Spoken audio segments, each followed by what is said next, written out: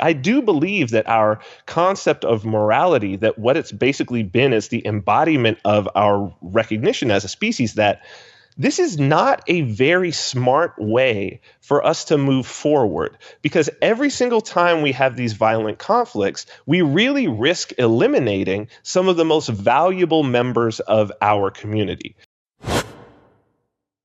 You're listening to The Corbett Report.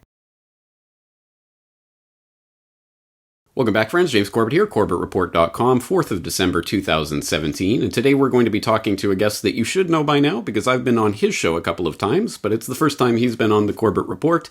I'm talking about Vin Armani, who has his fingers in a number of pies. He is not only the host of the appropriately entitled Vin Armani Show via the auspices of activistpost.com, and he's not only a contributor to the always interesting Countermarkets newsletter at countermarkets.com, but he is also the author of a brand new or relatively new book called Self-Ownership, The Foundation of Property and Morality, and more information on that book, including how you can purchase it, is available at vinarmani.com. Vin, thank you so much for taking the time to talk with us today. James, thank you for having me on. A total honor. Thank you for the invite. I appreciate you being here to talk about an important subject, but before we get into today's conversation, which is going to be about your book, I think it's there's an interesting point of accord between us that we should bring to the viewer's attention. Not only do we share our rugged, manly, hairless good looks, but we also share an interesting thing that has happened on YouTube in recent weeks. As my viewers will know by now, my recent video on the normalization of robot citizenship and robot human personhood was soft censored on YouTube, age restricted. You now have to be logged in and over 18 to watch it on YouTube. And just for the record, there are ways around that. You can go via HookTube, and there was another site that I heard about where you can actually bypass the age restrictions without having to log in and give your details to YouTube. So I'll put the links for that in the show notes. But I was soft censored on that issue. Vin, I understand you were hard censored on that issue. In fact, the Activist Post channel got taken off of YouTube entirely? Yeah, this was a really weird situation that, honestly, what happened to you gave a lot of clarity to our situation. What for the show had been my show's just a little over a year old weekly, and so every week Activist Post on the Activist Post YouTube channel would take clips from my show. Usually it would be the interview and maybe one or two clips of news that we would do, and they would stick them up as separate segments. I had the entire show on my YouTube channel. One day, all of a sudden, Activist Post channel is completely terminated. They asked for a review. YouTube said, we're not going to do a review. They said it was violation of community guidelines. There had been no strikes, no demonetization, no nothing. And the last video that had been posted up, we were shocked that initially we were like, wow, of all the videos, but it was a video that was a commentary that I was making on an article that had been written by Waking Times, where in it, the author was talking about sex robots and how sex robots were an extension of the objectification of women. And in it, she had made some statements that it went to the heart of my book, as a matter of fact, where one of them was that she said, these are robots that you can dress up, whatever the things were, and you can rape, she said. And my comment was, I think that we're starting to get into some very dangerous territory if we're going to say that you can rape an inanimate object. We're starting to get into which is exactly what it was that you were saying. And I was saying, my general thesis of this little section was, this is not an extension of the objectification of women. This is the subjectification of objects. And then the Sophia the robot thing happened. But when we were initially terminated, you would think, without this additional background, this is before Sophia, this is before the things that happened with you. It was shocking to us because I was like, of all the things that I've done on the show, this seems to be the least controversial. How is anything that I said controversial? And yet, boom, down it goes. But James, something interesting that quite a few people have brought up, and it's something that I thought at the time, being the science fiction fan that I am, particularly of William Gibson, it's the algorithms that flag these things. And we are talking about, if anybody would be offended by any of the things that we said, well, it would be a robot. And, like in Neuromancer, William Gibson's sort of masterpiece where the word cyberspace is used for the first time, the entire premise of that book is that an AI gains sentience and starts directing the people around it to do things, and nobody's the wiser. So I don't know. I was half jokingly on Twitter telling someone who suggested that oh no, those Sophia and that algorithm are just good friends. Stop spreading rumors. But yeah, I think you're onto something. But I mean, Occam's razor. I used the word sex robot in the description of that video. Maybe they just flagged that term as, oh, maybe that's going to be inappropriate. But there are other sex robot videos that are up on YouTube not age restricted. So why is mine age restricted? Did yours result in the entire termination of an entire channel? It's insane. Exactly. That's absolutely crazy. Very, very strange. And a sign that we must be talking about something that's important, right? Agreed. Well, it is important because, as you say, this does, in a way, go to the heart of your book and the meaning of your book. Again, self-ownership, the foundation of property and morality. Some pretty important philosophical concepts that have some real-world implications, as we are starting to see with personhood of robots. But before we get into the meat and potatoes of this, I actually wanted to talk about the way that I acquired this book. Because it wasn't going to Amazon.com and spending filthy fiat. It was via vinarmani.com, and it was via crypto. In fact, I don't remember which crypto I used to purchase it, but it was one that I hadn't actually used before. So it was nice to actually have, hey, I can actually spend some of this crypto.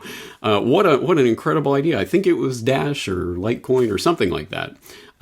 Tell us about that aspect of this book. Well, my first book, Tao of the Gigolo, is available on Amazon. And initially when I first was putting this book out, I initially had said, I'm just going to put it on Amazon as well. I'm going to do the audiobook on Audible and have it for Kindle, just as I had done my past book. But so two things. The first is I'm a huge cryptocurrency advocate, and I do believe practice what you preach. And in this case, I believe that the most important thing, and I'm now embroiled in this sort of Bitcoin Cash versus legacy Bitcoin debate. And, I do believe that as an agorist, like if we're going to change the world, cryptocurrency is one of the big ways, but it's got to flow. We actually have to make these exchanges. So I decided while I was waiting for the audiobook to finish being produced, since I wanted to put it all out at the same time, that I would do some initial advanced copies and just to make them available to fans, and that I would do it by cryptocurrency. I thought, it works with the book. It works with sort of my brand. It works with the show. It felt very coherent. And so I started, and like you say, I just kept getting people saying, hey, this is my first cryptocurrency purchase ever, or this is my first time using this particular crypto, or this is the reason that I even bought Bitcoin was to be able to do this. And I saw it being able to onboard a whole bunch of people. And I said, okay, well then this is bigger than just doing some advanced copies. And, the ability to have complete control over the process. Also, the fact that, the amount of money that I make off each book, my profit margins for the book are fantastic. I mean, my payment processor, which is coinpayments.net, they take 0.5%. With Amazon, I was losing about 50%. So as you know. So yeah, it's been all around amazing. So I'm doing both the book, the audiobook, and the PDF copy, all with cryptocurrency. And the audiobook, the digital side, the audiobook and the PDF are hosted on IPFS. So it's like, it's got it all covered. The book is about the idea of moving forward and what we could possibly be moving into. And so, there's a manifestation of it. I feel it's a larger project, and I feel very proud that it's there.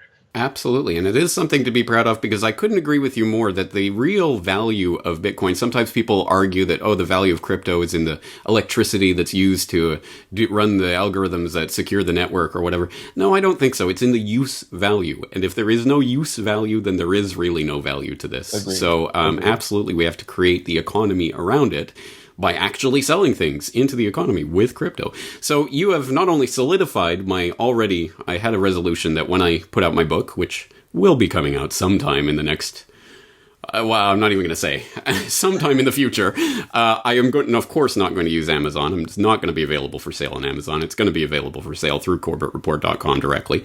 But secondarily, you've also encouraged me to resolve, of course, why don't I give a 50% discount on everything, my DVDs, my subscription, and everything, if you pay via crypto? And any sort of crypto, just get in touch with me and just say what it is, and I'll send you a wallet address. That's Perfect. The way to do it. So from this point forward, 50% crypto discount on anything from corbettreport.com. Awesome. So thank you for that, and for inspiring me for that. But let's get into the ideas of self-ownership. Okay. The foundation of property and morality is a pretty ambitious subhead there. Give us the elevator pitch. What is your thesis here? Well, I guess what I will say is the space that I think that this particular book occupies is, I'll start maybe like this. This is human action. This is socialism. Ludwig von Mises, big, huge tomes here. And as well, we've got the other Austrian economists. And I think that right now that makes up, when we talk about sort of anarcho-capitalists, or even the libertarian movement as a whole, the people who are sort of activists on that side, so much of it is economics. I mean, we're sitting here, we're talking about Bitcoin and cryptocurrency. So much of it is economics. So much of it is informed by Austrian economics. The debates that are going on online, those are the principles that people are drawing from. And it's fundamentally about property rights. And in this book, so the elevator pitch is, what is ownership? In all of my reading of the Austrian economists, this is the one thing that I found missing, was they'd get into a discussion of property. And I mean, this is not just Austrian economists, but we could go back to Locke even. You get into a discussion of property, and it's fundamentally that which is owned by an individual. But what is ownership? And I really was looking to see, has somebody tackled this question before? Has somebody put this in a very succinct manner, and have they gone from first principles, something that everybody would find to be self-evident, and say, what is ownership? What can be owned? What constitutes a valid ownership claim? Because then you can start to eliminate a lot of problems that are associated with property. Do we know that all of the things that we have conflicts when it comes to property over, that they can even be owned in the first place? Do we even know that we're talking about valid claims? So that was what I found missing. And then as I dove deeper into it, really the things that came up was an examination of what is even violence, defining that, and why not violence? Why not violent coercion? Like, where does it come from? How did it get into the mix? What does it represent in terms of our interactions with one another? And why, up until this point, have we organized our systems with a foundation of coercive violence, which is the state? So if we're going to move beyond the state, if we're going to try to peacefully come into a stateless society, I think that these are some things that we need to start looking at. So I feel like I've put them in a very readable format, and I think that I've pretty much nailed it in terms of at least a solid foundation. I certainly hope that there is critique and criticism, because I think that there's a lot that can be evolved out of it. But it's something. Now there's a movement. Now it's gone beyond academic. It's in a place where I think the average person wants to start embracing these ideals, and we actually can. I mean, we're having the discussion now that it's like practical. We need to start making these moves.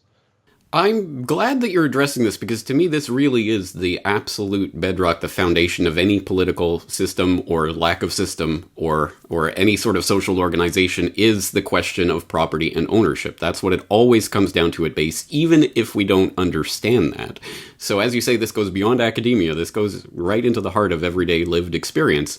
And the way I conceive this as working in the statist world is that essentially we live in a world where governments claim ownership over everything within their geographical territory, including you and your labor and what happens. And they allow you to keep some of it.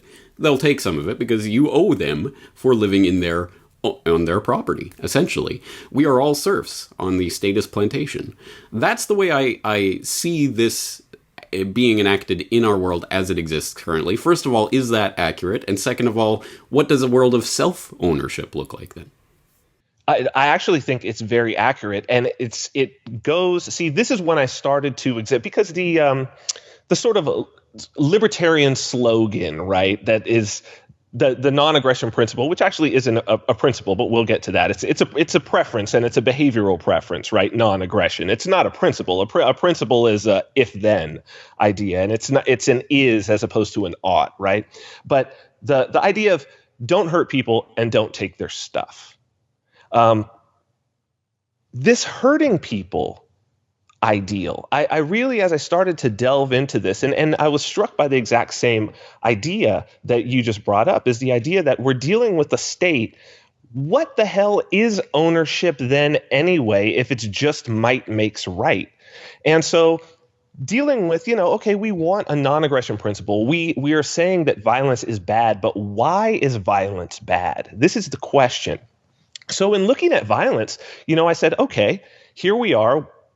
We're talking about intra-species violence at this point. We're talking about between two members of the same species violence. We're not talking about sort of predation and defense, of one animal of one species hunting an animal of another species.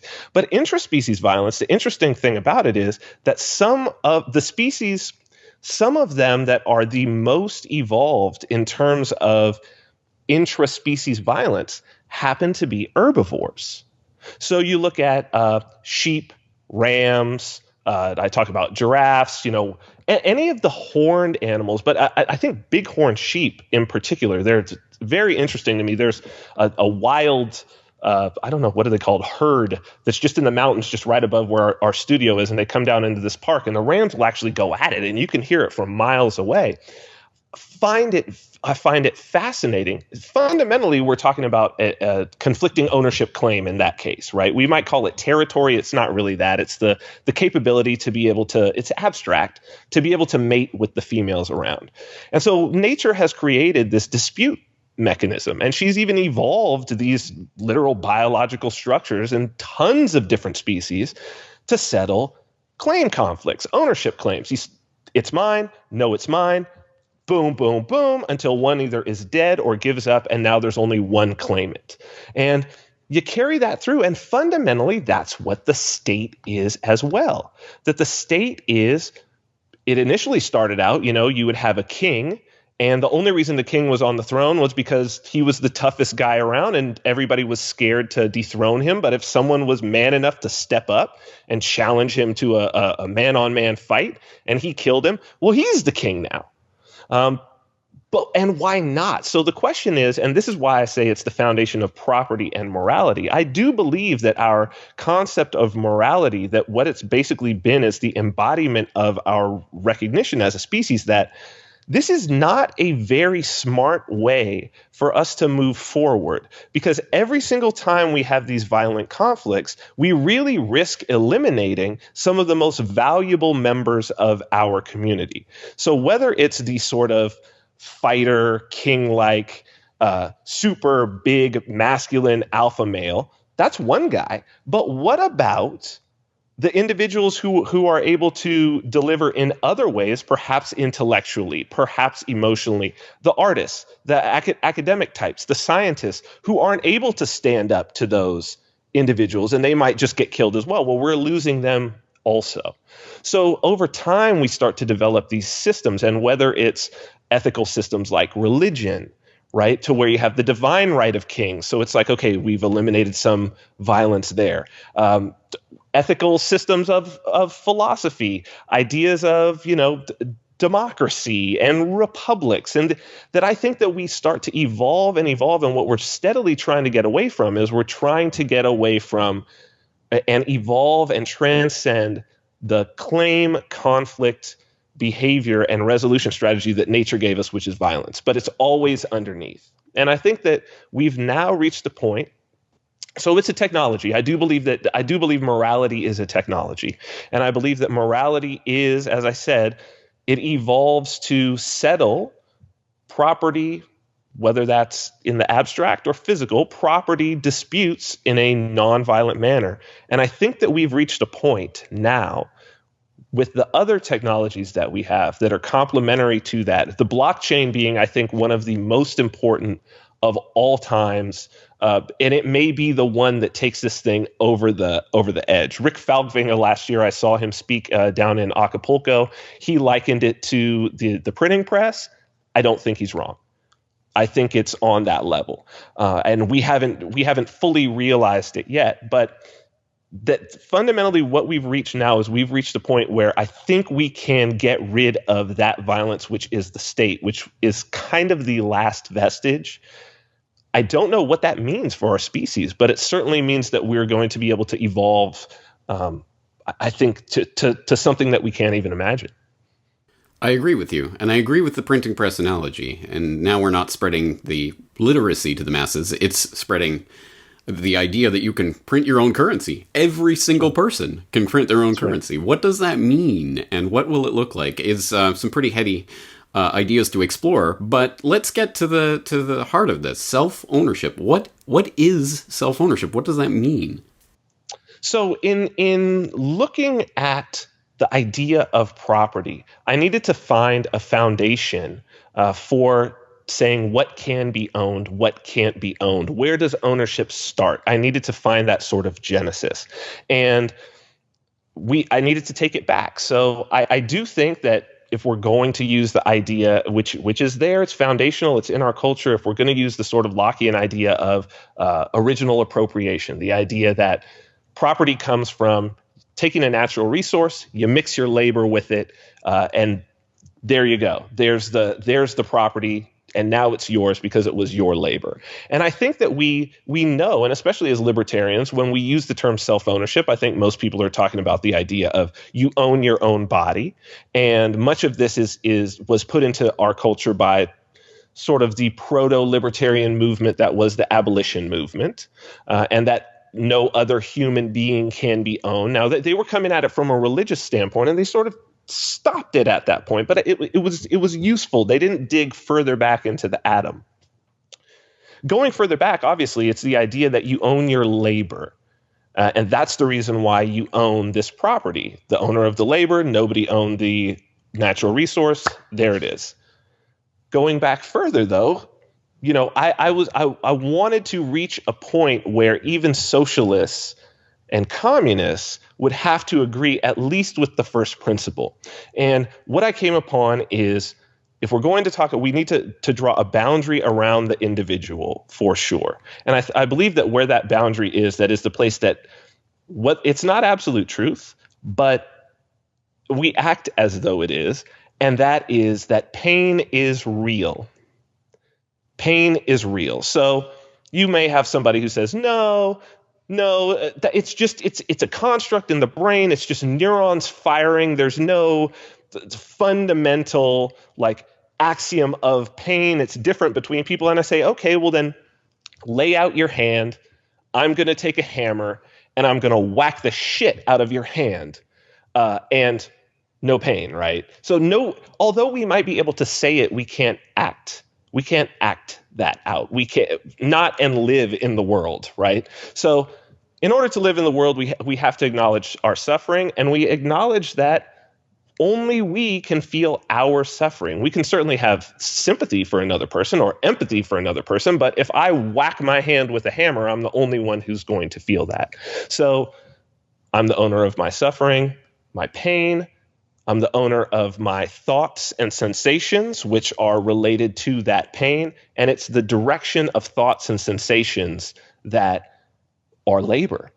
So that's where it draws down to, that at this first atomic level, that there is a boundary drawn around the individual, and that all ideas of ownership flow from that. So that is the self. And I think that it's a pretty unassailable position. You can assail the idea that pain doesn't exist or that other people feel it, but I think that most people would find that simply silly. So only an individual can labor.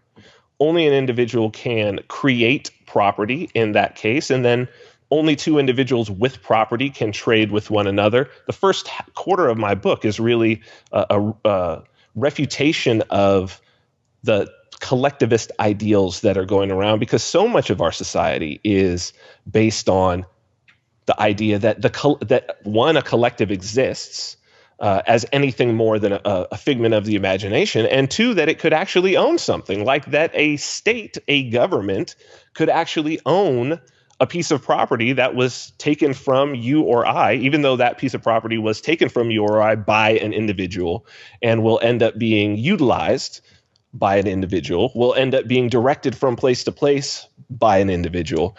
So yeah, at the core, and the idea behind this is that if we're going to lay out a foundation for a peaceful conflict resolution, a peaceful private property order, which is what I think that we can move to, that it is the acknowledgement of this chain of ownership that moves through the individual because of our ownership of our thoughts, our feelings, and fundamentally our ownership of our own suffering. And I think that if on the positive side, it's that we can recognize that is the basis of it, recognize that it is the suffering of other individuals that is driving us all, and to seek to eliminate as much of that suffering as we possibly can. All right. Well, I think that's fairly clear. And you say it's unassailable, so let me assault it, and we'll see what occurs here. Let's do it. I think I understand, and I agree with the concept, or what this concept is trying to impart, and I agree with the implications of this concept, but I think I disagree with the way that it's being framed, and I'm not sure if this is just semantics or if there's something deeper philosophical going on here, so let's explore that. My question is about self-ownership, the idea that ownership is the right way of framing this, that perhaps this is a mistaken metaphor, because ownership implies that there is an object that is being owned. There is a property claim to an object. And so there must be a difference between the subject that is making that property claim and the object that is being claimed. And secondly, the idea that do you own your labor, or do you own the fruits of your labor? Again, is the ownership, is the property claim is to the object, not to the thing that is being done to create that object. And again, I agree with the implication that, yes, there is a self that does have control over what is being done.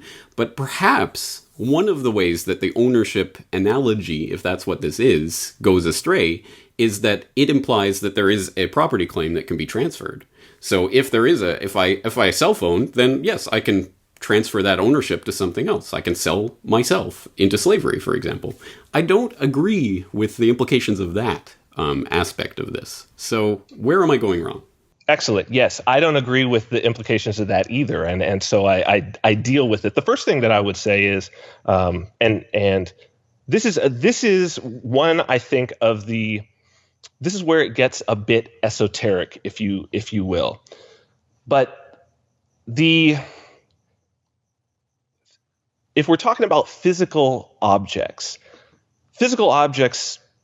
and ourselves, but also our thoughts, also our sensations, these are the difference between a physical object and a radio wave, a thought. They're phenomena within the realm. We're putting these boundaries in terms of this is a physical object, this is not a physical object. What I had to come up with were prerequisites for ownership itself, and then to track it back into the idea of, are these other phenomena? And as you say, that is an excellent point, that our thoughts, our feelings, these are not material. These are not material, but do they fit within the principle of ownership? So the prerequisites for ownership that I lay out and that I think are relatively self-evident, and I'll go sort of top down.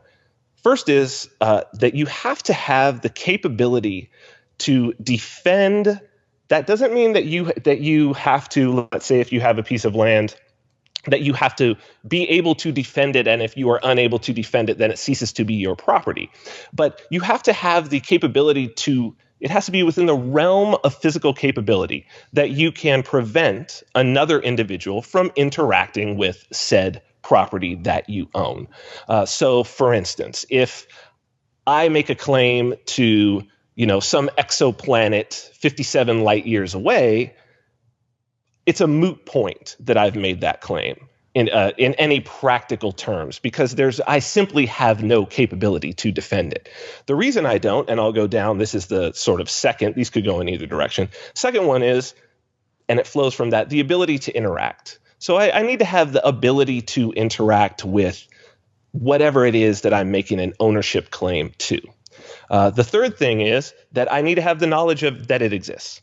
That one is completely self-evident, right? I can't make a claim on something that I don't have knowledge of existence. So, we could talk about this camera sitting here in front of me. Clearly, that meets all of those prerequisites in terms of me, can I own it with those principles? So I have the capability to defend it. I can put it in a locked box. I can put it in a safe. I can hide it away. I can hold it in my hand. I certainly have the ability to interact with it. We see that because I'm doing it right now. And I know that it exists. Now, if there's a claim conflict, certainly because it's an ownable thing, it could be ownable by someone else that walked in, and they could say, well, yes, they also have the capability to defend it. They have the ability to interact with it, and they know that it exists. Now we have to see whose claim is valid, and we usually would do that through the arbitration method that's the sort of tried and true through the millennia, is some system of provenance, some system of title, where we trace it back to, even the parts where we trace it back to original appropriation. Okay, James is the one who made that camera, so it's James's, he has a record of it, we know that he created it. Now, when we go to our labor is really a shorthand for directed thought and action. So, and directed thought and sensation, the movements of our body. And so when we deal with it in that way, we say, well, if we take my thoughts as a phenomenon, we say, well, do I know that my thoughts exist?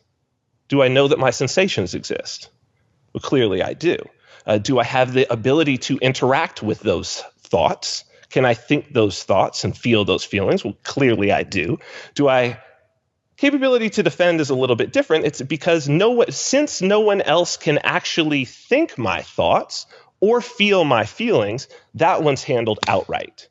So in terms of the principle of ownership and the prerequisites of ownership, I'm the only one that can lay claim to my thoughts.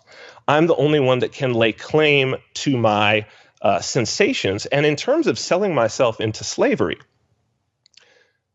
I may be able to lease my body to someone for a period of time, but they will never be able to have ownership of the living me, certainly not my thoughts, certainly not my feelings. We know that they can't do that. But, and this is what's interesting, and one of the essays in the book is called "To Claim a Corpse," is the idea that when I die, something happens that we know and we embody in our whole being across every culture.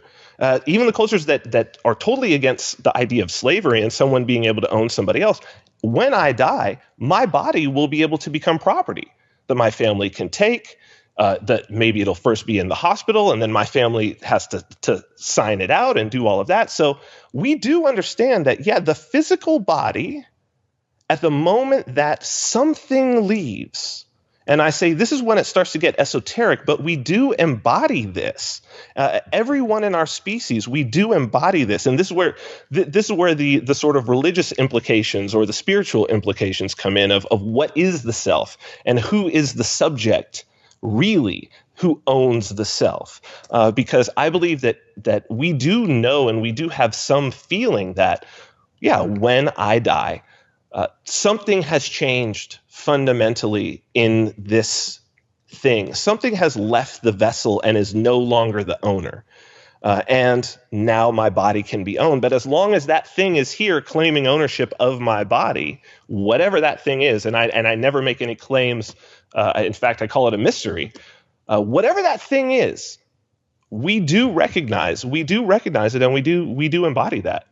So, I mean, I don't know if I've answered every single part of the criticism there, but that's certainly the way that it's fleshed out in the book. Well, I certainly, yes, I see and understand that point about the body. That is a fascinating part of this when you die and your family takes custody of the body, and it is interesting. But then there are certain rules about what you can or cannot do with that body. You can't just, put a dead body in a dumpster because, that would, and there's a government that in a way has some claim still over that body. But you can burn it, you can bury it, you can shoot it into space, right? You can do a lot of things that you can't do with a living human being without their permission. Yes. But I think, again, I still have problems with the idea that you own your thoughts for a couple of different reasons, one of which is that it obviously, depending how it's fleshed out, could very easily give rise to the idea of intellectual property, which I think does not exist and is a false norm. But perhaps more fundamentally and more philosophically, again, I think the ownership principle as it applies to thoughts, well, even just using your rubric for how we define the different, layers of ownership and how we determine if something can be owned, that top level seems vulnerable to me. The idea that you can defend your thoughts, especially now. Maybe that's been true for the entirety of human history, but given the future, we already are getting to the point where brain scan technology is getting to the point where they can start to read your thoughts, and there are a number of verifiable things that they're doing now that are getting creepy about being able to visualize and create images of thoughts that you're having, crazy stuff like that. But going forward from here, we already know that by stimulating certain regions of the brain, you can provoke certain thoughts, you can provoke certain emotions or feelings. And how much more refined can that technique get? Can they actually start implanting thoughts, feelings, and memories inside of you? What does that mean about your ability to defend your thoughts and your feelings? And if that level of the order is breached, then doesn't that mean that this is not an ownership claim? I think that is a very important question. Intellectual property is actually one of those things that I deal with in the book specifically as being unownable. Also, I talk about electromagnetic spectrum as being one of the other, as two things that the state claims ownership of, by the way, which is a very, very important. So the first thing that we need to do, and it's in the context of the intellectual property, is to separate the idea of my thoughts and communicated ideas. So I may be thinking my thoughts, and I may communicate an idea or a thought to you. Now you're thinking the thought. You're feeling sensations. Those are now your thoughts and your sensations. The idea, once communicated, no longer becomes my property because I don't have the capability to stop you from thinking it. I don't have the capability to defend it, to stop you from interacting with an idea once I've exposed it, which is basically the embodied idea of a patent. It's the reason why patents are formed in the way that they are. The idea is you will make this public, and we, the state, will violently coerce all the rest of the people that they will not use this idea because it is impossible to non-violently prevent them from using an idea once it enters into their head, right? Or to draw your logo once they've seen that logo, right?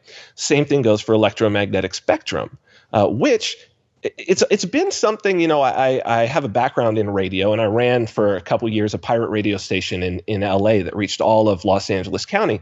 And I've always found it amazing that people are so ready to say that a license from the FCC for a particular say, FM station is legitimate when they don't understand that that same electromagnetic spectrum is also where the visible light spectrum is with the colors. It's literally the equivalent of the FCC saying that they have a right to stop everyone from being able to ever use the color blue, to ever paint their house the color blue or a particular color blue, because that has been completely licensed to some party in some particular area. So doing the pirate radio station, what I know is that if I've got a transmitter, there is no way for anyone to prevent me from broadcasting. What they can do is they can punitively come in and arrest me. They can chop down the transmitter pole or any of those things. And it's one of the ways that you know when you're dealing with something that is actually unownable, because the only recourse that you have is simply violence.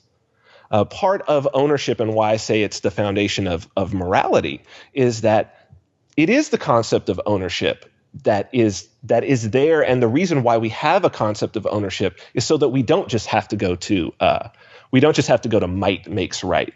So that was the first part. What was the second part now? I do not recall. What was I talking about? The ownership of thoughts. Yes. So it is the idea of owning thoughts. You were asking about them being able to put thoughts into your head. Yes. And then at that point, is it yours? I mean, this is a very difficult question. Because the question becomes, I think at that point, if a situation was there that there was a technology that could, I guess we're talking about, hijack the human brain, for instance, and make a human being, let's say, labor and create something, and their will is no longer there.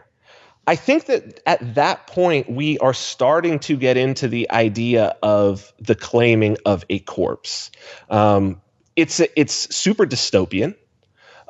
It's certainly, I do think it's certainly immoral to have that behavior. But I must admit that under this framework, I think an argument could certainly be made by the person who is sort of the puppet master in that case, that yes, that they is own their, that because is their they are property. putting those thoughts or actions into someone. I think it could be made. Yeah, and I think it's because, as you tease out in the book, the concept of self is this unknowable thing that exists beyond the realm of rational understanding. It is the I. It is beyond our ability to comprehend. But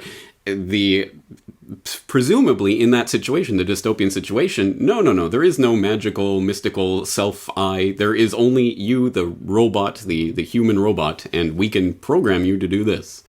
And if that is true, I think in some ways it's a call to action, James. Really, it's because I think we are doing this to ourselves. I had a conversation, without that level of technology. I had a conversation with a friend of mine, actually just last night. We were having dinner and talking about, I had asked her, I said, have you visited, because I only just did this recently, I said, have you visited the front page of Twitter when you're not logged in?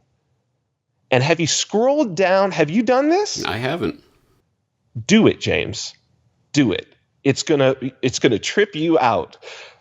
I went through and I said, this is nothing but noise. There's zero signal here. Zero. If this was my point of entry to plugging in, and if this is all the information that I had, metaphorically, I would say I'm at that point that you're talking about, James. And I think that is perhaps one of the reasons why we are seeing this rise of collectivism, this acceptance of socialism, and a desire for obedience to the state, is because all that's being fed in is this noise that is completely preventing any sort of real agency. And I think that, you and I are people who are cutting through with signal.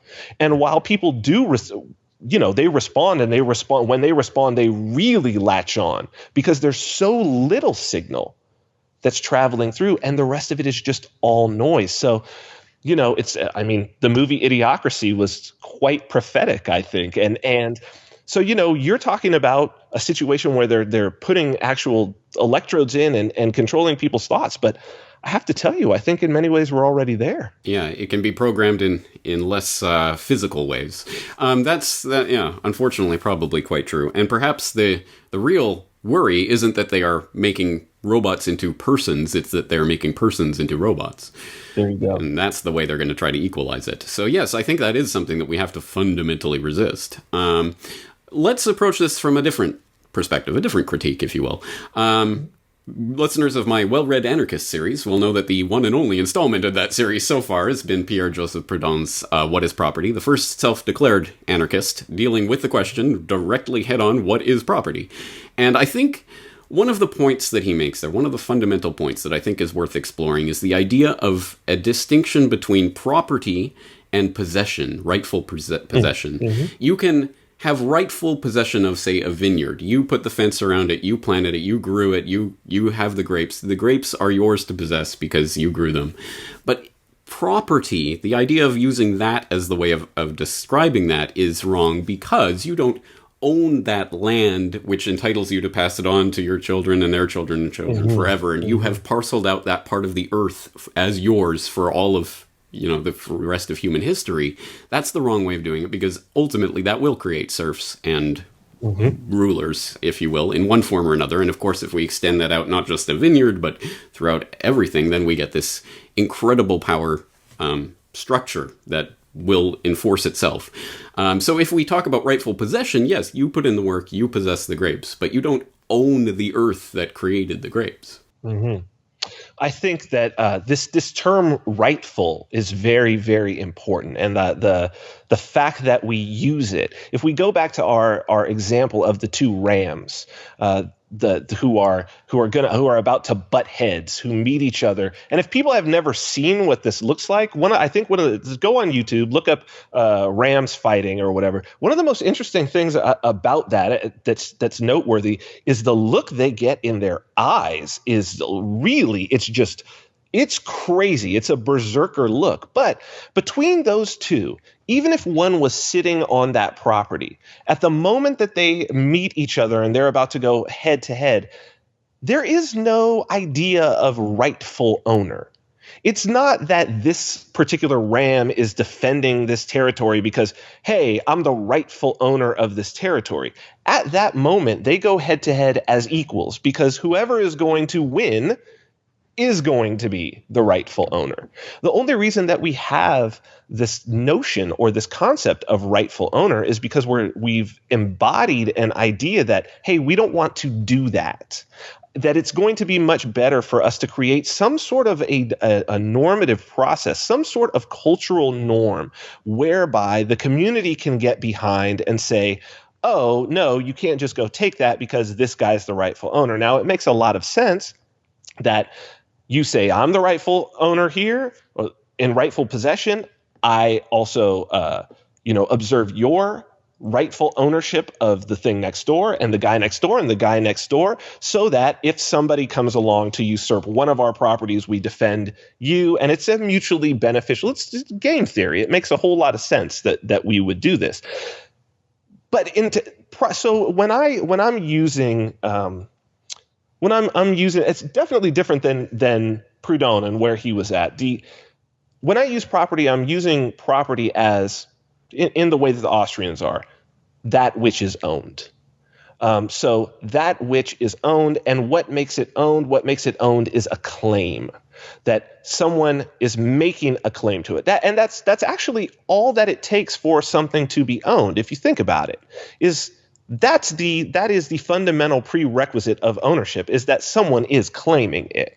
So what makes someone the rightful owner, whether this is the idea of rightful possession, or whether what it is that we have embodied is that there is what I call claim exclusivity, right, that only one person who rightfully out has of the claim to out it. of everyone. Well, I think the more making so, a claim. I guess the distinction then is that yes, you have a rightful property claim to the grapes because you made the vineyard, you grew the grapes. They are your grapes, but you don't own the earth that created the grapes, and that is an important distinction because the concept that you have land property claim to the earth itself means that you can do whatever you want. You can destroy it so that no human will ever be able to use it again. You can do anything you want with it because you have property claim to it, but the idea here is no, you don't have a claim to the earth. You have the claim to the grapes that you grew from the earth. There's a big difference there. Well, if the grapes are growing out of the earth, I think what you have is I actually had a discussion about this exact thing the other day where someone was saying, well, what if I had made a claim to an entire, I believe that he was going off of a thought puzzle that sort of Rothbard had laid out. And he said, well, what if there was an island the size of Malta? Could I just claim, and I'm the first one there, could I just claim it? And then if I had seen it all from the top of a mountain, sort of using my prerequisites, if I had seen it all, I knew it was there, it's possible for me to defend it. But then a year later, I walked to the other side of the island and someone has fenced off 3 acres and built a house and I didn't know. Is he trespassing on my land? And I said to him, well, first off, we know that you cannot make a claim to the house and you cannot make a claim to the fence for sure. And if he's fenced it all the way around, he certainly has every means that you can't touch that fence as his property, and you certainly can't enter his house. So I think that this is what we're starting to get at, James, with the idea of the land as versus the actual physical, perhaps, structures on the land, the products that come from the land. And I think that there is a great argument to be made using the sort of same rubric that I've laid out and seeing how the state interacts vis-a-vis land, is that generally the only recourse that they have when any of that is questioned is violence. And in the case of this guy who showed up and the guy was there with the house and the fence, you see that the only settlement for the land, not the fence, not the house, he even admitted, yeah, I don't have a right to that. I don't have a right to the house or the fence, but the land. If your only recourse is violence, then this is starting to reach a point where clearly, this might be something that cannot actually be owned. There's a huge question there. It's not. I think that it definitely needs some expansion in that regard for things like land, for things like certainly waterways, water moving through claimed property, and the airspace. I think all of these things potentially are unownable. Certainly the moving water, the air, land. I mean, if you have things growing out of it, if you've built a structure on top of it, it's going to be very hard for someone to not say that functionally you don't also have possession of the land underneath. Possession, as opposed to property ownership. Again, I think I have a problem with that because the implication, of course, is you can destroy it, you can do whatever it is, you can make it completely uninhabitable for the rest of human history, which does not seem just in some way. I think there's an argument to be made there, James, about the land. I think that there is an argument to be made. It's a difficult one because when you pull land up and you create something out of that land, it certainly does become your property. And I think that very few people disagree with that. I personally have a problem with, I want to have something more tangible to sort of to hold on to, as opposed to my aesthetic preference for the land being pristine for future generations. Because again, what is pristine and what is not pristine, and as Thomas Sowell says, there's no solutions, only trade-offs.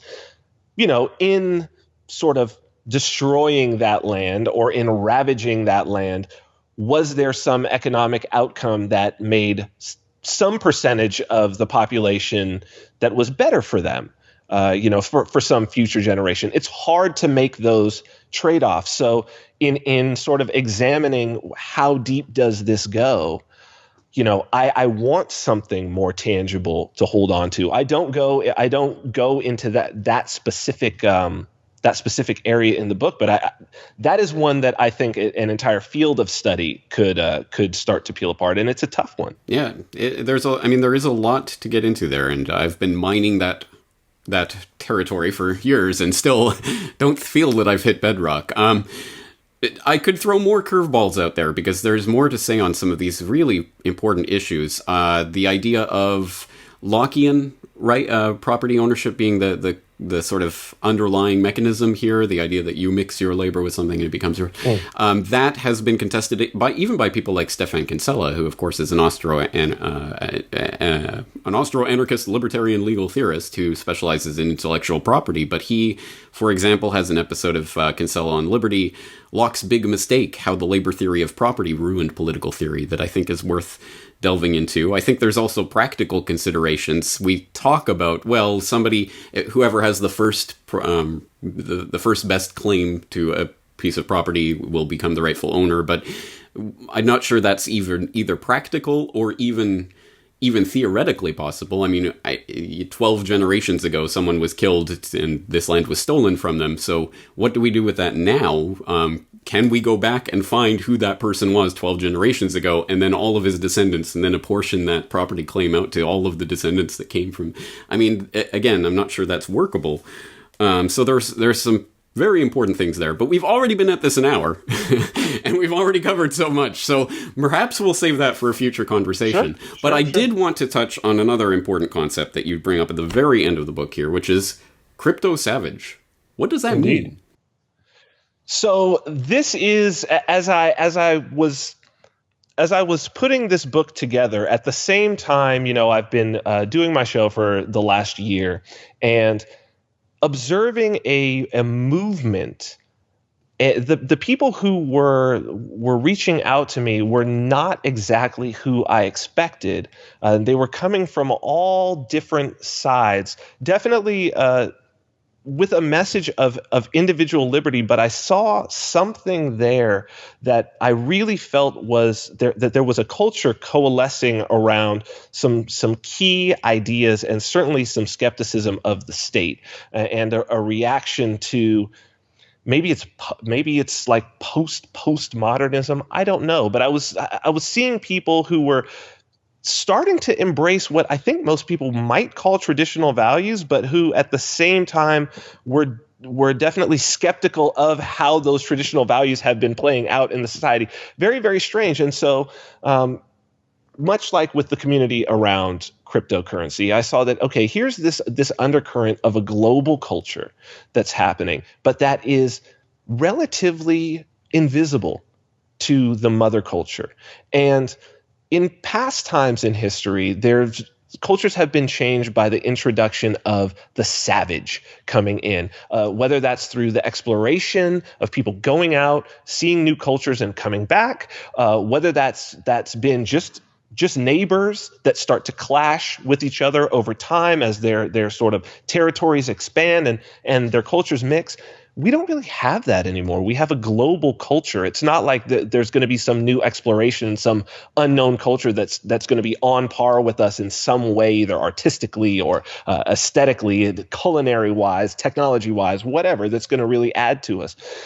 But this culture bubbling up, I think, does represent it has enough momentum and enough energy that it can change the mother culture in the way that interacting with a savage culture in the past has. And so, of course, crypto meaning hidden, savage coming from sauvage, the wilds, the forest. This is what I believe is what is going to change the culture. It's going to be the interaction with these crypto savages. And I think when we talk about that signal to noise ratio, I think what that signal is I think that signal is the culture of crypto savagery. And I think, you've been way out in front of it and have obviously been building a giant wake behind you and others as well. And, we are aligned on so many things. And even, us having this discussion now, we're trying to hash this new culture out.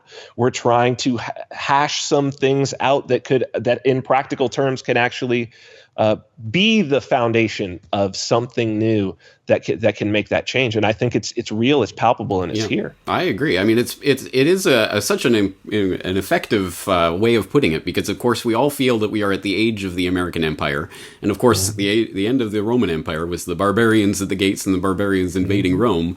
Well, we have the barbarians who are about to invade the refuse of the old American order, and what will that look like? What will that be? Well, we are the people who can shape that, and of course, we're programmed to think of savages and barbarians as being inferior and whatever. No, we're the technologically superior. We're on the cutting edge. Right. We understand what's coming. You guys don't yet, but we're trying to impart that to you. So I think it's a very powerful way of putting it, and of course, the crypto savages out there can purchase their own copy of Self-Ownership with their cryptocurrency. Tell us, again, how people can actually get their hands on a copy of this. They can go to vinarmani.com. It's right there. It's even easier. You can go to selfownership.me, and you can get it there. I think on the book, I take 6 or 7 cryptocurrencies, so all of the big ones. So if you don't want to pay those high BTC fees, you can pay in Litecoin or Dash or Bitcoin Cash. And you can get the book, you can get the audiobook and digital PDF copy. You can get all 3. Every book is signed. So yeah, you're going to get a very personalized piece. And I love to hear from people. So there's plenty of space there to tell me your story and what you want put on the book, or send me an email. I love to hear from people. I love to hear people's thoughts. It just helps for me to expand my own sort of experience in this. Excellent. Well, it is genuinely a good book. You have definitely put some thought into these issues, so I do appreciate that, and I think it's worth checking out for people who are interested in exploring the real meaning of what it is we're doing and what are we actually working towards and why are we here and all of this. Some big, heady, philosophical conversation, just the kind of conversation I love. Vin Armani, thank you for making it possible today. Oh, thank you, James. It's been an honor. The Corbett Report is brought to you by the Corbett Report subscriber, a weekly newsletter featuring James Corbett's International Forecaster editorial, recommended reading and viewing, discounts on Corbett Report DVDs, and once a month, a subscriber-only video. Sign up today to start receiving your copy at corbettreport.com/support.